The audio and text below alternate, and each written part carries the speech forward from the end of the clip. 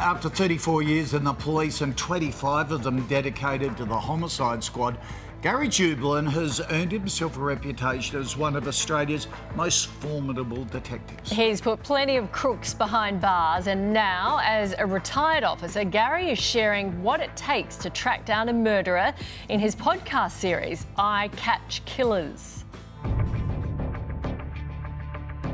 A dogged investigator committed to giving families answers, Gary Jubelin is one of Australia's most high-profile detectives, solving some of the country's worst crimes. We've made a commitment to the families. The former cop has more than 3 decades of experience under his belt, most notably spearheading the investigation into missing toddler William Tyrell. We'll treat this investigation as if William could still be alive. Our concerns are grave. His passionate search for the truth saw him stood down from the investigation, but the respect for his commitment remains. While his days of catching bad guys are now behind him, his podcast, I Catch Killers, has been a roaring success. Now in its 3rd season, with 54 episodes to date, Gary speaks with all sides of the law, most recently shining a light on how he and his team solved a Sydney underworld murder. I've been doing homicide long enough to go, we got a homicide here.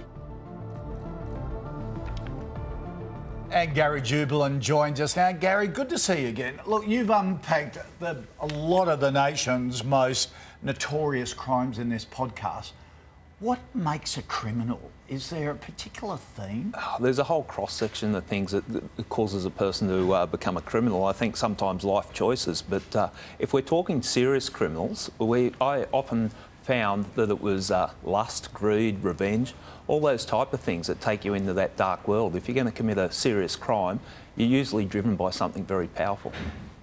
Scary, isn't it? OK, last night's episode was about this luxury car dealer who vanished. Initially, they thought it was suicide. Yeah. Why did they think it was something more? Where the vehicle was found with Mr Lubick, it was up at the Gap, which is a renowned suicide location. So assumptions were made, but what I've learnt as a homicide detective, it's important to push away those assumptions. So you can go on instinct and that, but that's got to be overlaid with facts. The interesting thing about this particular case is that when the victim left his home, he was in response to a phone call at 9 o'clock, but that was from a bodgy phone, so the crooks have set that phone up with a false identification. Just that in itself gave me the belief that we're dealing with something, something more sinister. When you investigate a murder, do you sort of have your own personal sort of checklist that you tick off, a process from start to finish? Yeah, because there's a lot of chaos in a murder. You're getting overwhelmed with information, but I look at opportunity, motive and capability. Now, they're 3 things that if I find someone that ticks those boxes, I start to zero in on that person. So opportunity, capability and motive is an interesting way of approaching it. And I've found that's worked for me on the complicated murder investigations. It is actually similar to the TV series. Yeah. Than we think, isn't it? Do you watch cop shows, CSIs and stuff like that? And what's the most authentic? Look, I've watched a lot of police shows in my time. Sometimes I just get sick of it.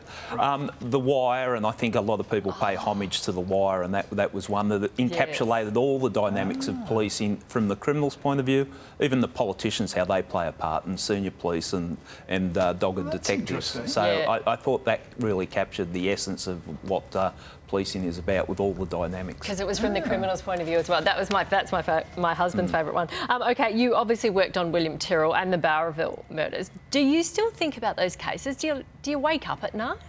Look, I think about it. It's not tossing and turning in my bed at night, but I don't forget cases like that. And yeah, it's a big regret that I haven't brought answers to the William Tyrell matter before I was taken from the case, and that stays with me. And also the Bowraville matter. Yeah, that's the families are still fighting for justice. I still stay in contact with all the victims of crimes, and it's not forgotten. And yeah. They've got to live with that every day, so that plays on my mind a bit. So the I Catch Killers podcast, what can we expect from that? A lot of different people, different dynamics. So not just police perspective. We're coming from the crooks. We're talking to people who've been convicted of murders, I should say. Subject experts, clinical psychologists, forensic psychologists, that type of thing. So whole cross section, and really delving into a world that most of us don't get to see from all perspectives. That's what I think makes it really interesting, doesn't it? Gary, good luck with that. Yeah, thank Cheers. you very much. Thanks, guys. And you can listen to Gary's podcast from News Corp, I Catch Killers Now. For details, go to sunrise.com.au.